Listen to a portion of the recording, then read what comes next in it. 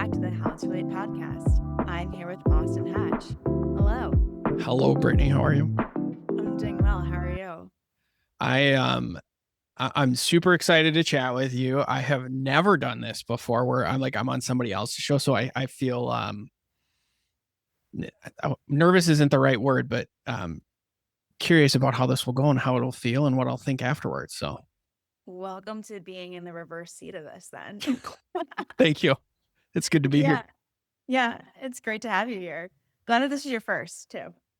Yes, and nothing like starting out talking about what we discussed. We would talk about all things sex, pornography, shame, like all just the fun, easy, light topics for me to just ease into this world.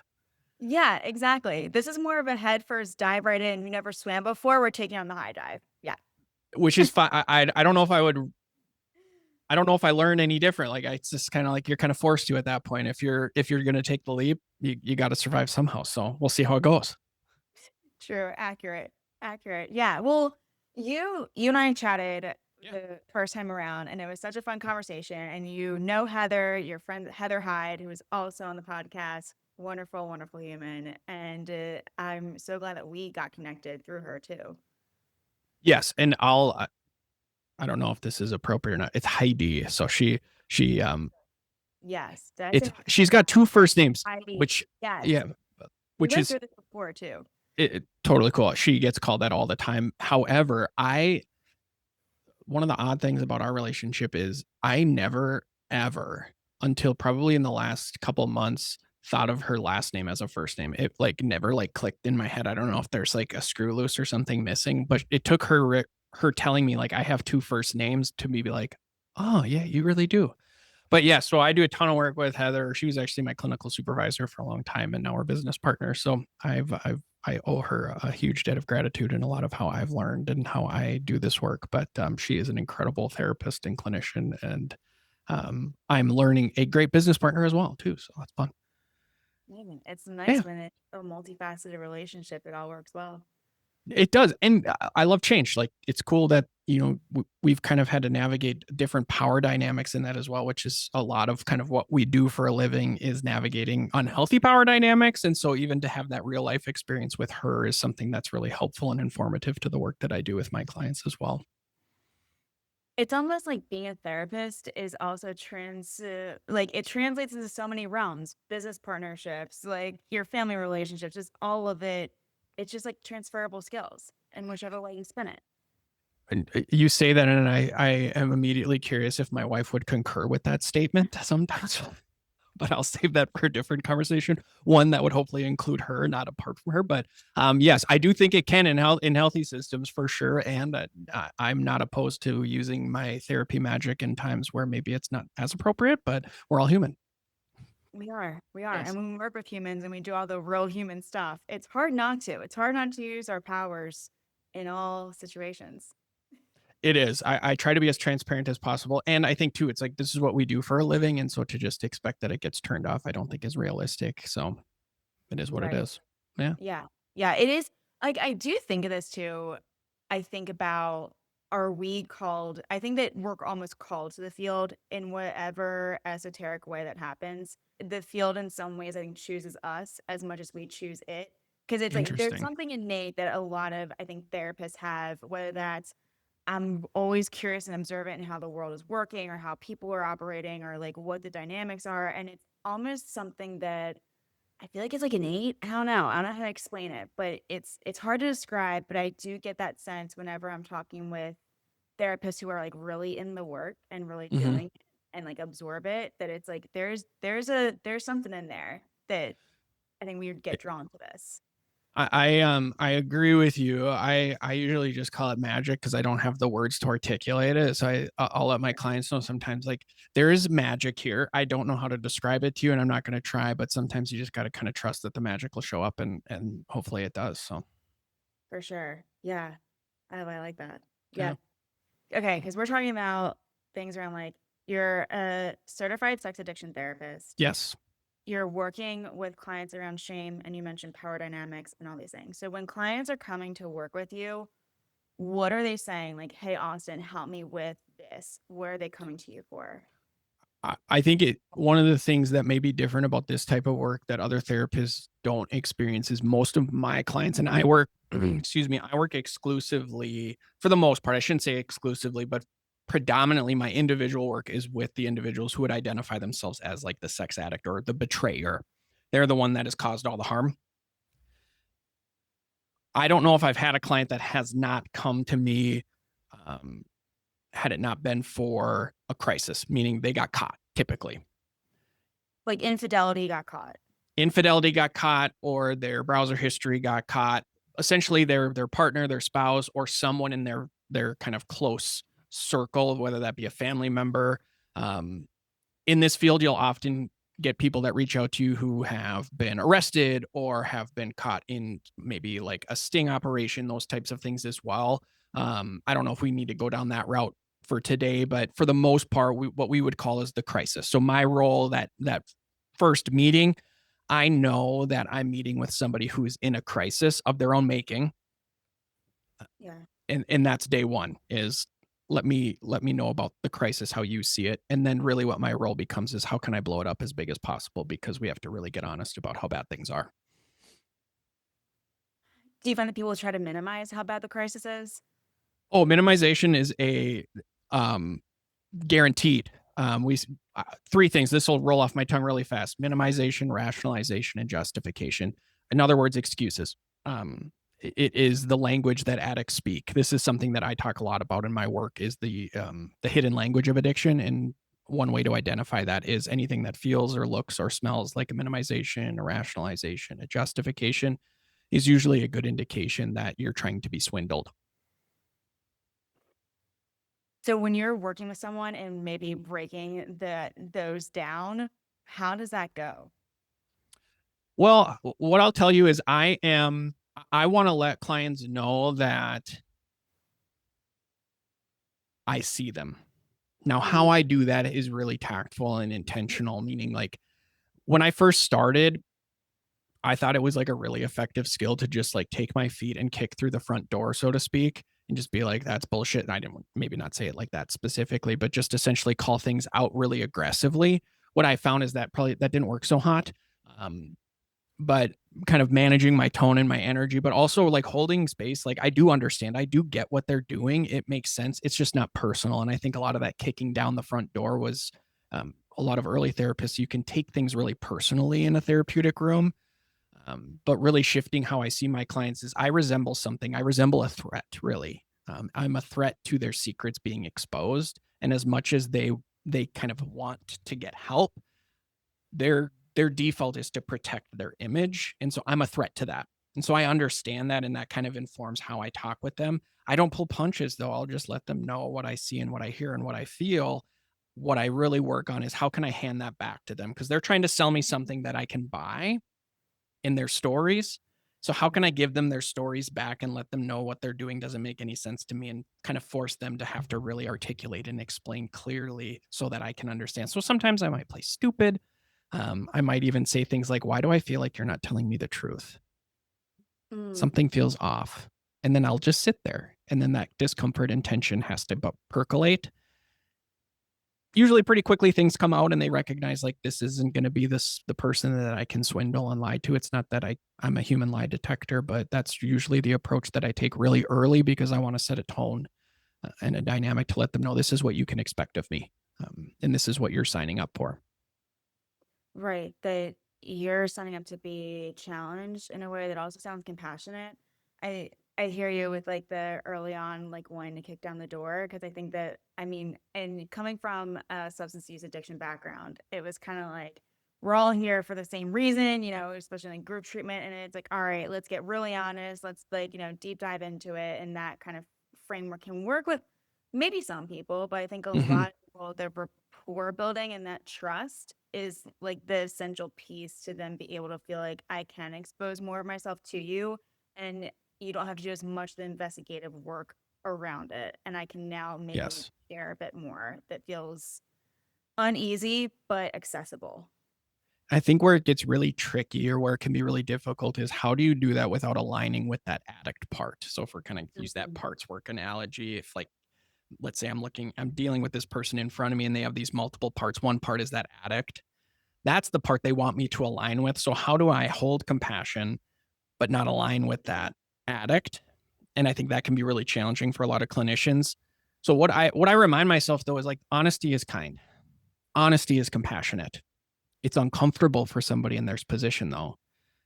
But just because they're uncomfortable doesn't necessarily mean I'm not being compassionate. It usually is a good indication that I'm moving in the right direction. And so I allow that to be my guide. Their discomfort level is a really helpful tool in the therapeutic room to be able to know you're going in a direction that's worth going to. Yeah. Can I pitch something to you or run Yeah. something by? All right. So I've been thinking about this idea between honesty versus transparency. Mm-hmm. And I think that honesty has a genuine tone to it. That emotional exposure piece, I think, is in honesty versus transparency is, well, I told you I was using porn. Well, I told you that I was doing XYZ. And like, because I told you, therefore I'm being honest. And it's like, just Mm-hmm. because you're telling someone doesn't mean that they're in on the thing with you. It just means that, like, oh, you can't be upset. I'm going to deny your feelings around it because I told you. I told you what was happening. Therefore, can't get upset. Don't be upset with me. Yes. I'm being totally transparent. Yes. Who knew there were strings attached to my telling the truth? That when I tell you the truth, one of those expectations is that you don't feel anything about what I did. Yeah. Yeah. Yes. Don't make it hard for me, please. Yeah. Yeah. I 100% agree with you. This is actually kind of more closely related to what Heather and I are building with Unmasking Shame. How I typically articulate what you just said. It's like I'm less interested in what you do, but how you go about doing it, and really the position it puts the other person in. Right? Is your honesty an attempt to get something from someone, or is your honesty an offering to someone that you know needs to know what you've done? Like in this context of betrayal and sex addiction, right? Honesty is typically tied to I've done something that's going to cause that I know is causing harm. Therefore, this person needs to know because they need to understand the reality they're living in. Now, honesty can take a lot of different forms about a lot of different topics, but I would kind of relate that to kind of that healthier version of honesty that you're talking about, more authentic and real. Like I lied to you versus I messed up again. I lied and I just can't get it right. I just keep messing up. I just told you the same thing, Mhm. but one of those things is I was trying to get something from you, and one was I was giving you what you deserve, which is the truth. Yeah. What is someone trying to get in the latter part of that? So I just did what we would call the sad puppy. So I have this really I wish I could bring him to the podcast. My dog is Ernie. He's a big Mastiff lab mix. So he's got this like chronically sad puppy eyes. He just looks sad and depressed all the time. He is not sad and depressed all the time. So he fools everyone that comes in contact with him. They are just drawn to him and they want to pet him because he's just kind of that Eeyore type. Sure. All right. So if I bring that kind of sad puppy energy, like what do you want to do to a sad puppy? Oh, you want to hold it? You want to cuddle it? You want to like pet it? Yeah. You want to take care of that thing, right? Like it's sad. So there's nothing that can be really more effective if I mess up, let's say we're friends and I did something that would harm you and I come to the table to tell you the truth.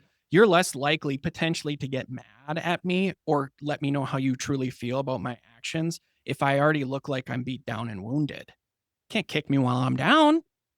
Mm-hmm. Heck, you might even take care of me. You're not a bad guy, Austin. It's okay. Mm-hmm. Like when my dog goes through the trash and rummages through it and he comes to me with sad puppy eyes, my first response might be, "Oh, Ernie, it's okay, big guy." And all Right. is You didn't have to forgiven. do it. Yeah. Yeah. Yeah. Thank you for bringing those sad eyes. Now I can't harm you. Right. It's treating you as the threat. And so you don't want to be a threat to me. And so you might take care of me. And there's a lot of different ways that I think that I would call that weaponizing shame. That shame Mm-hmm. gets weaponized in relationships that impacts transparency or honesty. Right. Versus me coming to the table and saying, "Hey, I need to get honest with you. I did something. I was wrong. I did something that harmed you. I don't know how it harmed you, but I need to tell you." It's owning it. Owning It's it. owning the hurt that you might have caused someone else. Yeah. Without Yeah. fluffing it up, right? Without dressing it up or dressing it down. Like, what would it look like if you just said what you did and then stopped talking? Well, that's really hard. Mm-hmm. Do But you it's work kind with of like it's essentially kind of like the lowest common denominator of what it means to be in a relationship. Like if I'm in a committed relationship, honesty is not something I get a medal for if I'm honest. Like let's not throw me a parade because I was honest with you. Let's maybe just expect that. Honesty seems like a realistic expectation in relationships. Yeah. Do you think that how are people talking about that? Like, because I'm wondering, honesty feels like a realistic expectation. Mhm. Um, do you, and so it's kind of interesting because I talk with friends and we, in like dating world, people talk about, what people see on dating apps, right? And so many times it'll be like, I go crazy for, and someone will say honesty. Or like the hallmark of a good relationship, honesty. And I'm like, first off, if you have to like say that, like I'm skeptical if you have to say that, right? So I feel like that there's this idea of like if you have to be so like blunt about it, then does that mean that it's not built in? Does that mean that you're just like feeling people out? Like what is happening there? Because I'm wondering, like, we think of it as obviously that is such a Mhm. foundational point in a relationship. Yet there are other things happening where that's not the case. Yeah, I'm kind of conceptualizing in my head what a potential client that would be for me, and this why are we projecting this image of honesty? Like just be honest. Like we don't have to sell it if it exists, right? Right. If something is true about you, you usually don't have to sell it to other people that it's true. Yes. Yes. Like the Like person if going like, I would never cheat. Like I would never cheat. Like I have to sell that to you that I would never do that. Yeah. yeah, and then I'd be like, well, why are we even talking about that if it would never happen? Why is it even on the table, right? Like just allow what's true to exist, and that let that be enough for you, right? Um, Everyone is dishonest too. Let's be honest with ourselves. Like we all have participated in lying and hiding and dishonesty in our lives. It's not like we all are immune to it.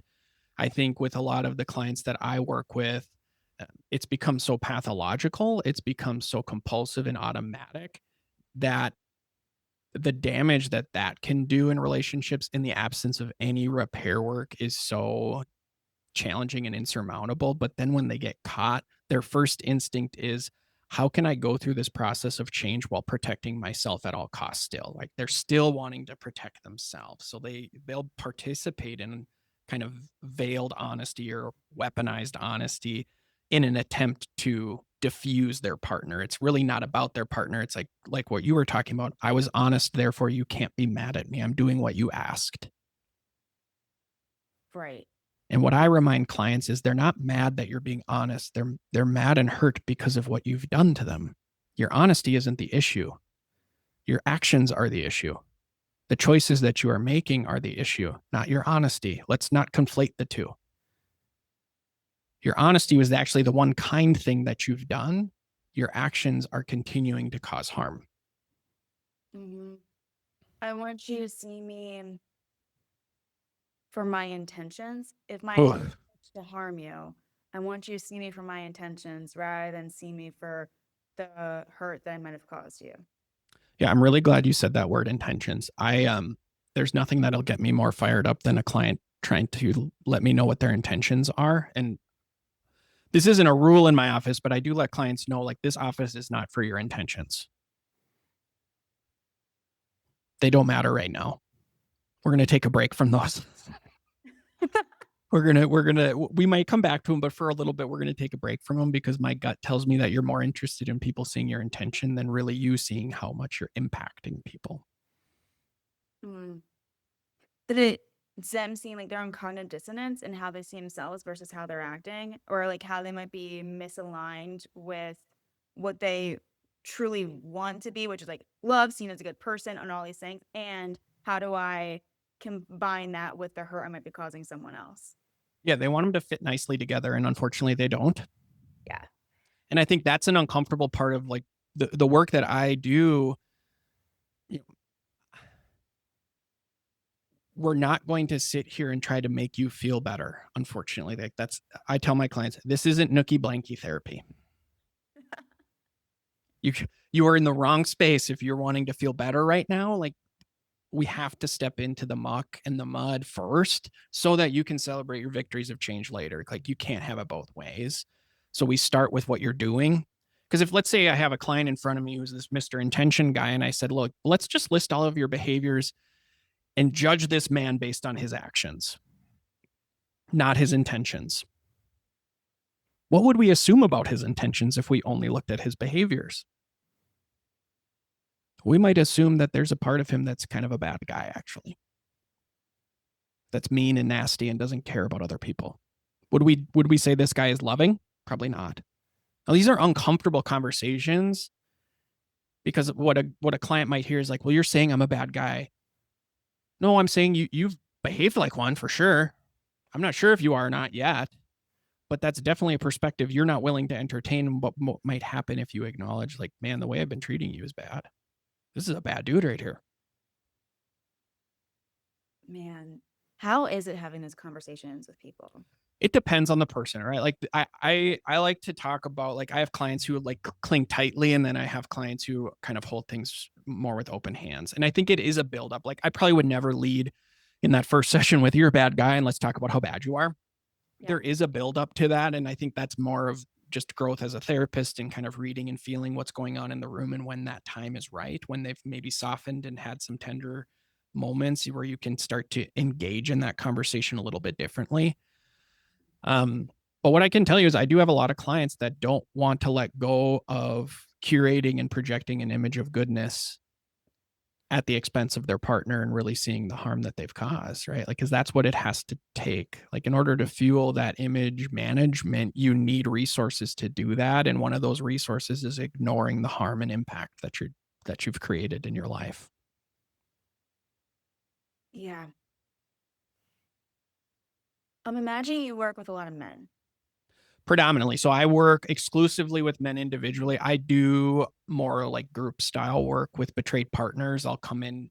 I don't have any like betrayed partner clients or female clients. I do work exclusively with men, but do have some touch points with some of the partners though. Okay. Okay. So then do you do individual and couple work too? I don't. That's not. I do individual work. I do a lot of them. My couples work in collaboration with other therapists. So I find that the collaboration between those kind of two systems really facilitates a lot of helpful momentum.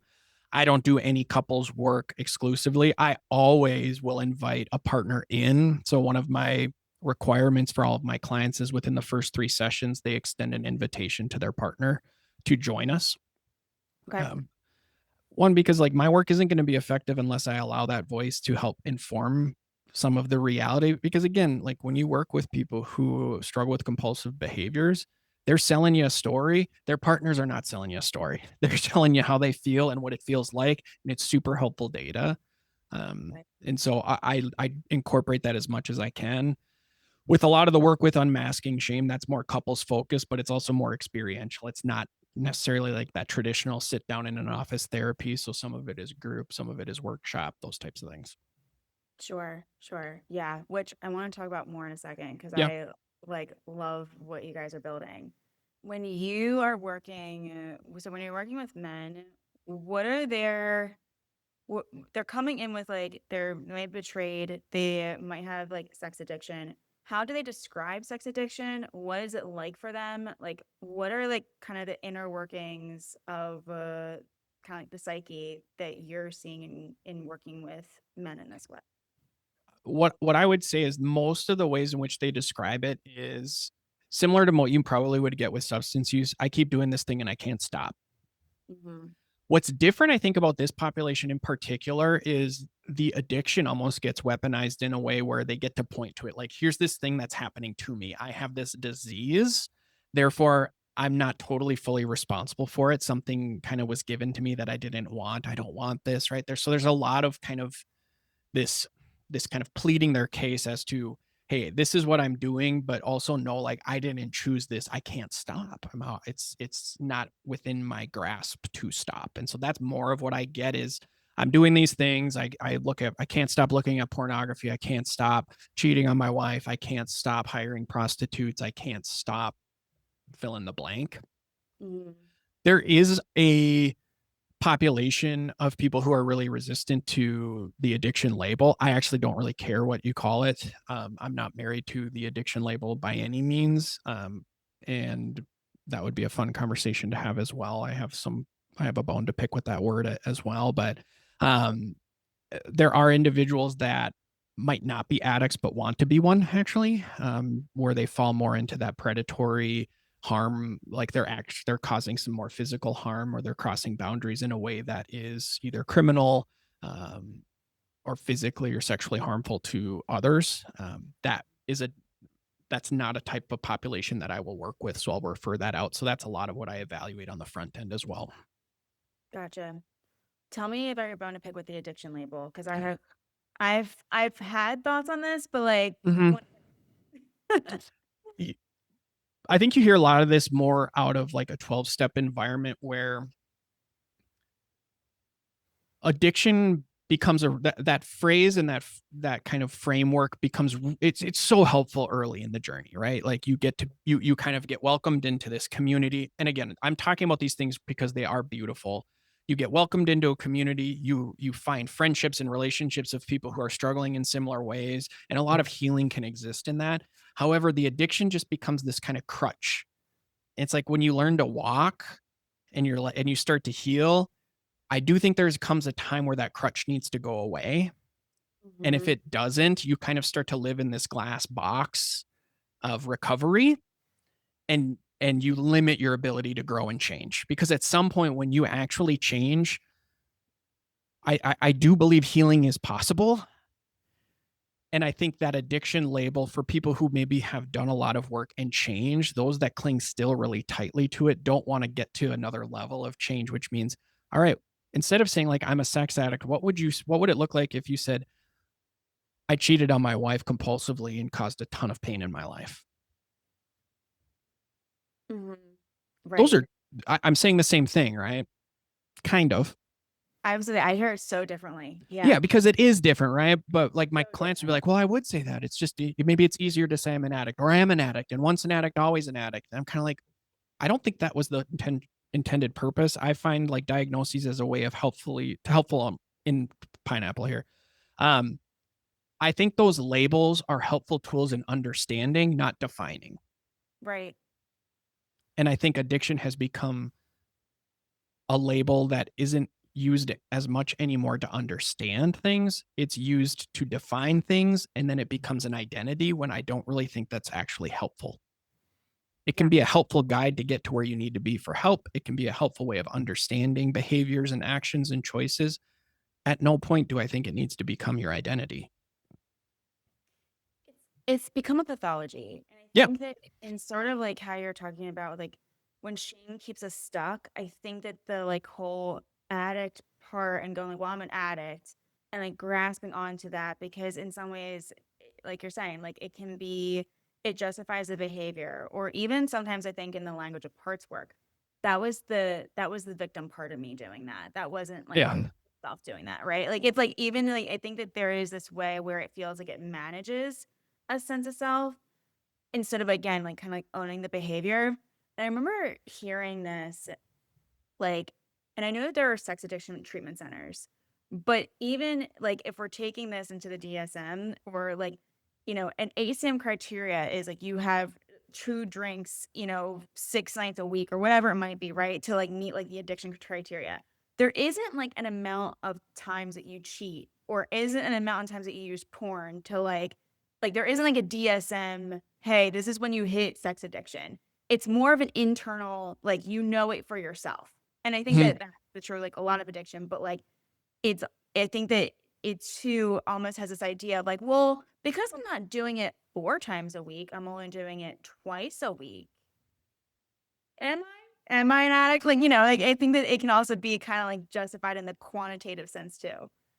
Oh, for sure. And then all the cliches follow: progress, not perfection. Everybody relapses. Relapse One, is a part of recovery. And again, it becomes this tool to make more excuses. And then we're just doing the things that you've been doing since you got here. Like, how about we just talk about what you're doing and how it's causing harm? Let's simplify this. Let's make it way easier. What did you do? And who did you do it to? right. Like, it's not rocket science. Well, it's almost like what you teach kids, right? And it's like, what Mhm. happened? Who'd you do it to? Who did you hit? Like, let's talk about that. Why'd you do it? Yeah. Yeah. Yes. Mhm. Yeah. And let's not just say I'm sorry. Let's acknowledge that what you did was wrong and it was harmful. Let's not Mhm. try to get forgiveness. Let's try to acknowledge that I see that I caused you pain and what I did Mhm. was wrong. I'm so sorry for what I did. That's way more about me than it is about you. I was wrong to do that to you. That was wrong of me. It feels different even as you're saying it. Like, I actually, like, feel that so differently. I Because think it is. it is so Yeah. different. Like, it's kinda like, in the addiction space too, it's very self-focused, whereas Mhm. I think recovery is relationally focused. Like, when we think of, like, again, kinda like the 12-step sort of framework to this, it's like you're going to meetings, you have a sponsor, you gotta focus in on yourself and your recovery because that's gonna be the baseline for how you live. And like you're saying, like, that is, like, the first step because that is, like, I have to gain the insight for to myself on why I did what I did. But to then, like, get stuck there is still, like, very as much of a self-oriented process.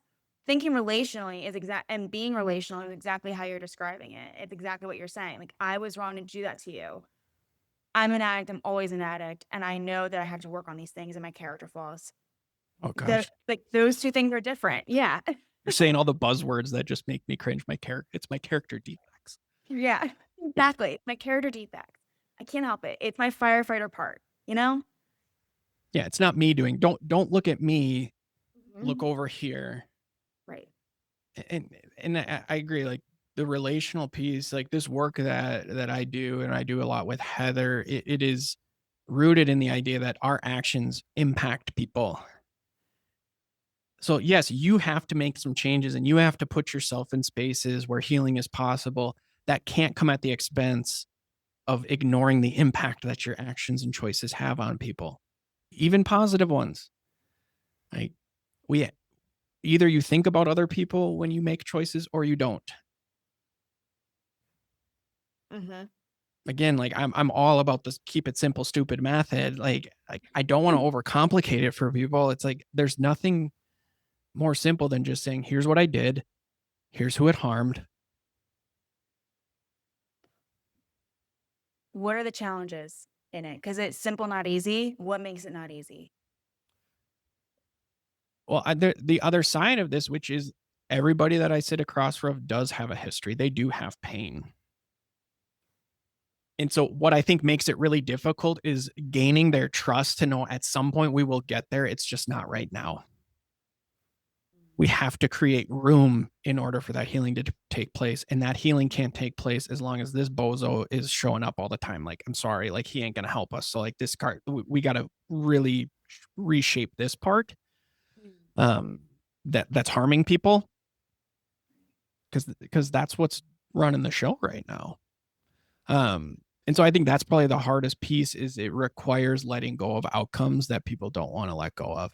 And a lot of a big one of those outcomes is potentially entertaining the idea that you may have broken your relationship beyond repair. That's a tough pill to swallow. Yeah. Like you're not entitled to your spouse or partner staying with you. That's not something you're entitled to. Their commitment to you is informed by all this lies and secrets that you've told and have now become exposed. Like you're not entitled to anything, man. Is that entitlement an extension of, do I see myself as a lovable person? And if my spouse doesn't forgive me for what I did, then I'm not a lovable person. And that these things, I can't square this circle. Yeah. So Is what you're describing there is somebody whose value system is based on the way in which they think others see them, which isn't a value system. That's dependence. That's putting the other person in a position of being a parent, not a partner. And Mhm. there is nothing that is more unsexy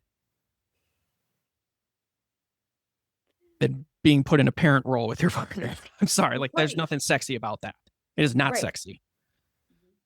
It's the number one thing that'll squash desire. Mhm. Yeah. It's like, do you want to have healthy, awesome, romantic, beautiful sex? Show up like an adult. Take responsibility and ownership. That's sexy. Mhm. Like that is a sexy person who does those things. Like you can be desirable if you are honest, you admit when you're wrong, you acknowledge the pain that you've caused, and you don't make everything about taking care of you and getting all your needs met. So if I'm gonna let's play this out. So if a client then says to you, but Austin, I need sex. I need it. Like I don't know what like I'm a man, testosterone, whatever is going on with me inherently, I just need it. Well, what happens if you don't get it? I don't feel good about myself. Why is that your wife's job to make you feel good about yourself? Isn't she supposed to love me? Well, we're not talking about love. You said you want to feel good about yourself. Why is that her job to make you feel good about yourself? Because she loves me by making me feel good. Oh, so sex is all about you feeling good. I mean, yeah, it's about her too, but it does a lot for me mentally and emotionally. Oh, I must have missed that part where you made it all about her, but maybe I'm not listening well. Um, right? Like this is kind of that game you have to entertain and play when and just give it back, right? Another thing that I'll tell clients is, I needs is another one of my buzzwords. When I think of needs, that's a strong statement, right? Because really what I hear you saying is if I don't get this, I will die. Mhm. And we're not kids anymore. Kids need physical touch. Kids need attunement. They need affirmation in order to develop, to become an adult. They need Mhm. those things in those developmental stages. When you become an adult, I don't know if you need them as much as you desire them and you know that they're a product of healthy dynamics. Right. But if I'm an adult and I don't get sex, I'm not going to explode and die. Mhm. I've had this one. Well, it's good for your prostate. Okay, next. We're not going down that road. Like, It's my testosterone. It's my high libido. yeah, I It's have a high sex drive. Sure, sure. uh-huh. Yeah, I said, well, you have an interesting way of not worrying about all the harm you're doing in order to serve your high sex drive. Yeah. Right? Like again, we come back to the behaviors and the harm, and then it becomes hard to have that conversation. Like that conversation is possible if we ignore a lot. Mm. And then I'll remind my clients, you pay me way too much money for me to ignore things. Like this is what you signed up for is to help you see the things you can't see. And right now, all you're seeing is that you want to masturbate inside of your wife. And I don't think she's consented to being that tool for you. So Yeah. unless you're having a transparent conversation about what that dynamic is and your wife is agreeing to doing that, then I don't want to talk about it anymore because I have a hunch that she's not going to agree to be a masturbation tool.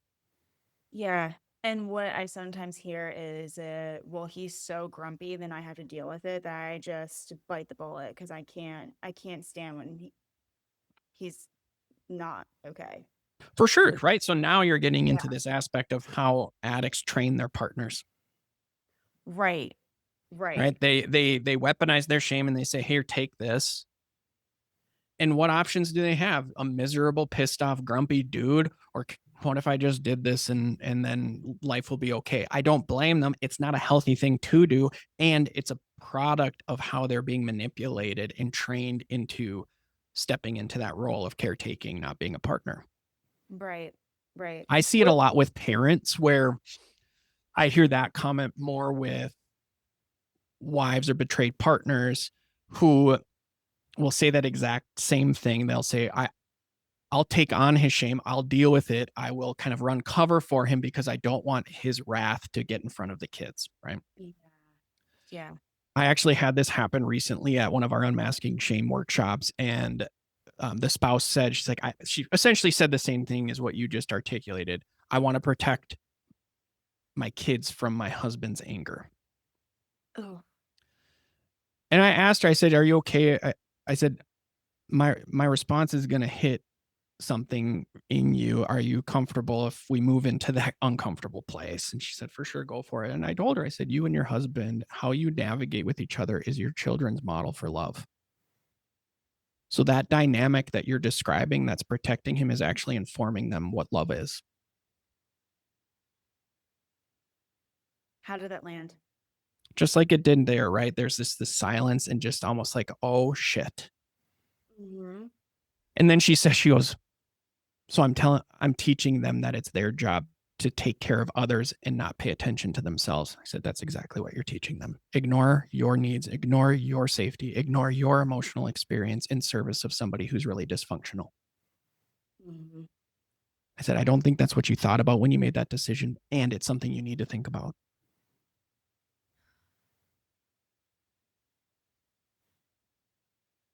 And what do you think it takes for these changes to start to happen? Unfortunately, in my experience, what it takes is significant pain and consequences. I wish that wasn't the case. I really do. I don't know if that's always going to be the case, but somehow that is really like the only way that people seemingly get to the table Right. is it gets so bad that the harm it can't be ignored anymore. Um, so I think that's what gets them there. In order for change, though, the biggest piece for me is community, like really safe, structured, firm, accountable community for both parties, actually. The work is different for a betrayed partner than it is for an addict. You know, a lot of what they're dealing with is very directly a traumatic response. Um, they were living a reality and in one moment realized that their entire life was a lie. Like that's extremely dysregulating and disrupting. And so there's a lot of different work that they're gonna need to navigate through. But a part of that is their ability to experience safety hinges a lot on their partner changing. And if their partner doesn't change, then they may need to figure out if that is a relationship that they're willing to engage in and participate in more. And unfortunately, that's a common thing where partners say, like, I can't keep waiting for you to change. Yeah. And I don't blame them. Right. You know, Right. The community piece, because the unmasking shame workshops and things that you're yeah, doing.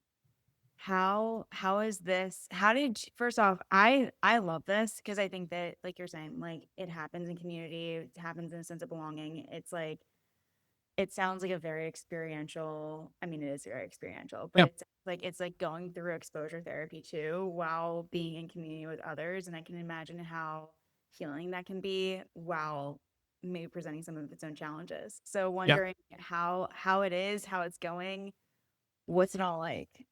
You know, it has been really affirming up to this point. You know, a lot of what we've done has felt or been designed as more kind of testing the concept and the idea. And every time we do something, it, it just kind of sits in you. It's like, oh my gosh, this is we're going in the right direction. So it's just so fun. Like I have so Mhm. much fun doing it. Mhm. Um, and I think a big piece of it is it's designed to get individuals to a point where like they get to heal in relationships with others, right? It's not just a one-on-one individual with a therapist. Like tonight is our first night of our 12-month couples group, our unmasking shame couples group. So we're running an in-person group that's going to meet once a month over the course of the next year. And tonight is the first night of that. I'm like so freaking jazzed about it. Um, because like these six couples have made a decision to step into something that they don't know, trusting in Heather and I and our work that it's going to be something that can offer them an opportunity to heal in a way that maybe they haven't been able to up to this point. Mhm. So Yeah. like just people who are willing, that willingness is a significant component, and then a willingness to walk into a room with complete strangers, knowing that we're going to be talking about things or talking about subjects or topics or parts of themselves or the walls that they put up, like they're going to be exposed by choice. Like they're choosing to expose themselves in the presence of other people because there's some part of them that knows this is what they need and they have never experienced it. So it's both foreign and novel, but also something they're choosing and moving towards intentionally. Um, it's really exciting and encouraging. Like I'm so jazzed about it and whatever it'll become. Heather's definitely more of like the idea person. She's got so many ideas. I'm always like, I don't know how her brain operates that way. I am always more excited, like, hey, we're doing something that we set out to do, and today we get to actually start doing some of the work, and that's just, I think, why we work really well together in part, and we share a lot of the same vision and values around how this work can be effective. I also love the fact that like there's a mysterious kind of mystic aspect to this work where it's like we could plan and tell people what to do and how to do it. That's just not our style. It's like, why don't we all just get in a room and see what happens Right. and see what kind of magic can be created from just putting ourselves in an environment that we know is conducive to healing and then let go of control and see and just wait. Which I think is the beauty of group work. Yeah. Yeah, for sure. I mean, a lot of relational work, but groups in particular, it's like you're getting to see other people connect in this really deep way when it's like I've been holding on to my own experience and living in my own story, maybe alone for so long that now I'm getting to connect with other people who've experienced something similar that's been just as devastating and traumatic in their lives as it has been in Mhm. mine. I'm getting to hear their perspectives. I'm getting to hear the betrayed partner's perspective or the betrayer like perspective of another person. Like it's all. I mean, like, look, would love to be a fly on the wall because I think I Yeah. think it's all just like again that mystery, that fascination piece behind it dr- definitely draws people in. Oh, I love that. I think I've asked this question. I wrote about it today. Um, like, what if my pain, the pain that I carry, the pain that I've caused other people, what if that was the thing that got me to where I need to heal? Like, what if that was the thing that connected me with my people, with my tribe? Like, what if my worst moments were the breeding ground for my best moments? Right. And I think that's what it's an opportunity for when you step into group work. Is yeah, you're connecting people who share a lot of pain and heartbreak and heartache, and it doesn't stay there. It morphs. It takes a different shape.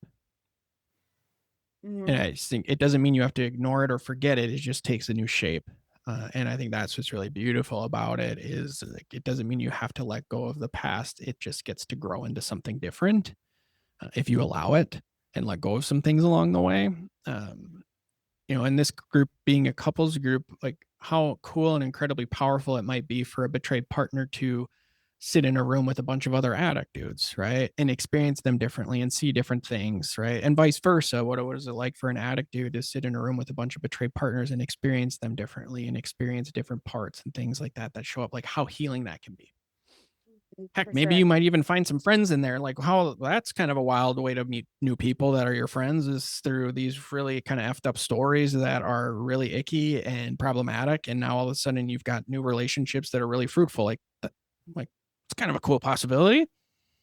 Right. Like if you're engaging in this kind of work, I can imagine that you're going to value some sort of growth in your life. You're going to value like taking on challenges, and it'll be interesting to see like what kind of relationships form just from being in that kind of group. Like I think like this is not the same at all, but I think about this with runners because I'm like you're all enduring something that's really hard together, and there is Yes. something that's like you keep coming back to it and you keep going through it, and it's like, yep, we're just gonna keep on keeping on. And this, like, that's a physical way of doing it. This is a way deeper emotional way of doing it. Well, and I think it allows and affords you create an environment for people to help you celebrate your victories too, which I think is something that's really challenging for people. I was just watching the Stanley Cup Finals, so I watched the championship game. I love watching the end. Like I love watching these adult men Mhm. hug each other, cry with each other, like just fall into each other's arms, like the experiences of the coaches and how they articulate what like it's just so cool to see all these dynamics of like you accomplished the most difficult thing in your sport and all you want to do in that moment is celebrate with each other. Yeah. And then you get to help each other in that celebration because you know what you've all endured. You've been with each other in those trenches. Like it's such a beautiful experience, and you get to see that. And then the devastation on the other side of like how painful and how like much you can grieve when you don't get to accomplish and achieve. Like you get to share in that with others. And I don't know any other way to do it except within relationships. Like there's so much fruit that comes out of walking alongside of others because they get to celebrate with you in your joys and sit with you in the lows and the lulls, right? Like you need that. You need people on either side of that spectrum. For sure. Yeah. And look, I'm in Raleigh, so the Stanley Cup is like very much alive, you know? I forgot about that. How exciting. Yeah. I was so pumped when Yeah. they won. My son Oh was my asking God. me, he's like, who are we cheering for? I was like, we're cheering for Carolina, man. I'm like, no doubt. Like, God, so I like, they're Babe. just like, they're a team built. They've got a few studs, but like they're a team built of B players essentially. And like, Yeah. what a what a model to build a team on. I love their team and I love Jordan Stahl. And I was so pumped to see him win the Conn Smythe. Like, there's this old dude that's been in the league forever, just dominating. It was awesome. It's so cool. Yeah. And then Yeah. like Ron Brendamore, I'm like 20 years ago, he won it on his team. And now he's the coach and now he's winning it again. Like 20 Yeah. years later. It's just like it's such a cool story. But like you're It saying, like was. that like team aspect, that symbiotic relationship that like that you're watching this all unfold. And I think, hockey romances too have been on the up and up right now. Yeah. And what a lot of people have been saying is that the male vulnerability aspect in what's being portrayed on TV right now is the thing that's drawing people in. And Mm-hmm. that because it feels genuine, it feels masculine, it feels real, it feels like that there is like, you're watching it, whether it's, of course, we're talking about hockey, so Yeah. there's a aspect to it, there's like the romantic aspects to it, like there's so many aspects to it that I think people are finding it refreshing in a very genuine way, and it's like kind of changing the script. Like, so Yes. I know that like, shame and vulnerability, go hand in hand, right? Brene Brown, the OG researcher and all this, right? And Yep. it's like the vulnerability piece for men. What do you think are some of the misguided advice for men in culture right now that like maybe is like, that's like sure, a guy could share his feelings with you, but like that's maybe not like always the best way to go about it, or like that is like how can we flip it to make it more pragmatic, to make it more realistic, to make it more grounded in like reality versus maybe what some of like the cultures say, like this is what male vulnerability is and he should be crying is. Yeah. Cause I think that's probably one of the most unhelpful ways to describe vulnerability is that it just means, I'm sitting there and crying my eyes out. Right. Right. Like I heard Rob Brendamore talking about his team after the win and just how earnestly he was describing like how much he wanted this for those guys. Yep. Like he didn't say I care about these guys a lot. He said I just wanted this so bad for them. Right? He was saying I cared for them, but in his way. Like it was just being honest. Like he was letting everybody know like I care so deeply about these guys. I've had this and I wanted what I've had. I wanted what I got for them. I wanted Yep. them to experience that Yeah. so bad. Like it's just more raw, I think, sometimes with more of your kind of traditional masculine guys, like when they allow themselves to just be more raw and unfiltered and allow this part of them that does care about something, that does care about others to show up. That's sexy. Like being honest is it's sexy. Caring about people is sexy. You don't have to, you know, cry and be sad all the time or, just use all these cool, trendy feeling words. Like you can say, like, I wanted this so bad for these dudes. Yeah, Like, because that in itself is vulnerable. Wanting yeah, anything is vulnerable, but yeah, yes. it exposes something about yourself for sure. Yeah. And I do think like those are the moments where you have this like the highest of highs, their guards are already they're down, right? That there's nothing but raw that they're experiencing. And so they let their guard down and you get to see that. And so I do think this kind of introduction of like behind the scenes, podcasting things, like all these athletes who have podcasts, they're allowing people to see more of them. And so I do think there is a lot more vulnerability than people give credit for. Like I don't necessarily believe like it's all this like, oh, guys just keep everything tucked to themselves. It's like maybe how they show it might be a little bit different more traditionally than women do, or vice versa. However, there's just a lot more access to people. And I do think that that helps reshape the narrative, because you get to see different sides of these people that maybe you idolize or look up to, and that maybe gives you permission to say, hey, maybe I can do a little bit of that too. Sure, sure. Because I also think like kind of like in thinking about the men that you might be working with, it's like, hey, here's someone that's doing it in a very practical way that could be something that you emulate. Like Rod Brindamore saying, I want this for my team is not dissimilar from you saying, like, I want this for my family. I want this for our Yes. relationship. I want this Yes. for my life. Right. Yeah. Yeah. To just actually genuinely express your care for somebody else is extremely vulnerable. Like that is a very real thing. And I do think, a lot of my clients, the difficult part of them that they're trying to reconcile is they've said they've cared so much, yet their actions have shown the opposite. And so there Right. does kind of need to be a death to that kind of game that's been played, because it's going to take a new shape. You might still say I care, but like you were talking about, it's going to be felt and received a lot differently. Right. Yeah. Yeah. It's not going to be that you're living two sides of you anymore. No, no, one's going to exist, and it's going to be felt and experienced in such a different way. And you're not going to have to convince anybody that you care. Right. You don't have to justify it, minimize it. No, yeah, you're not going to say I care. Just know that I care. It's like it's a weird thing to say in general. Like you're kind of demanding that I know something, even though my body is telling me this doesn't fit and this doesn't feel right. Or yeah, it's Mhm. interesting, but yeah, people will know, and I think that's a hard thing I think to describe. Is there's a more felt sense. Change is more felt than it is expressed verbally. Like you kind of experience it in your body, and then you kind of trust that that's showing up, and your words may sound the same as they used to. It's just the experience is felt so much differently, both by you and by the people that you're with. And that usually becomes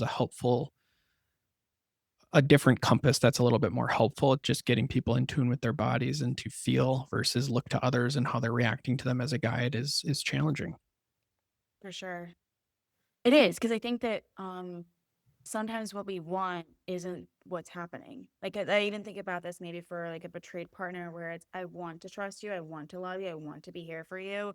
And I'm trying to justify my feelings around her, around betrayed, around like just the overall disgust I might have for you. Yeah. And that I'm trying to square that circle too. So in some Yeah. ways I'm trying to manage how I'm actually feeling to try and be there for you. Hmm. Yeah. Yeah. It is like what a dilemma to care so deeply about someone yet be so hurt by them. Like what a difficult thing to have to navigate. Um, I share this with my clients a lot. I have my own story and I'll share certain aspects of that. But I remember a moment I had with my wife where I became acutely aware that I'll never be able to give her the gift of fully understanding what I put her through, because I know she would never do the same to me. And just how much she's chosen to accept that to stay in relationship, like what a thing to have to overcome, but also like a reality check of like, I'll never know what you went through the way that you know it, because I know you would never do that to me. Like I have that sense of knowing about her. Like she's never going to do this. Yeah. Therefore, I'm never going to be able to truly fully understand what it is like for her to have been betrayed in that way. Right. And I think for a lot of guys, they're so desperate to try to prove to their partners that they can relate and they can understand, because they're afraid to admit that they don't. They know that they've harmed them, but they have no freaking clue what it's done to them. They just want to get to the finish line of, I understand completely. I know everything that you're going through. I am the super empathetic, perfect husband now. And it's like, let's back that train up. Like, it's okay to say you don't know. Because out of that, I don't know what you're going through can be a conversation about what's that like for you to be married to somebody who doesn't understand you. Right. That it's in a way it's love taking a different shape and form. I think that Yeah.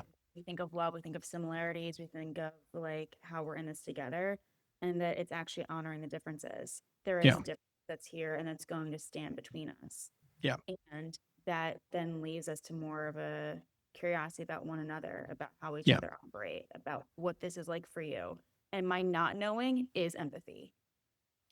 100%. It's an acknowledgement of your reality. You live with somebody who doesn't fully understand or know exactly what you're going through. Yeah. Yeah. It's so deep. So, so deep. Yeah. I love it though. It's fun stuff. It is. Where can people find you? So my private practice is Phase Zero Recovery. So you can go to my website, phasezerorecovery.com. I also have my own YouTube page. It's Austin Hatch in Recovery.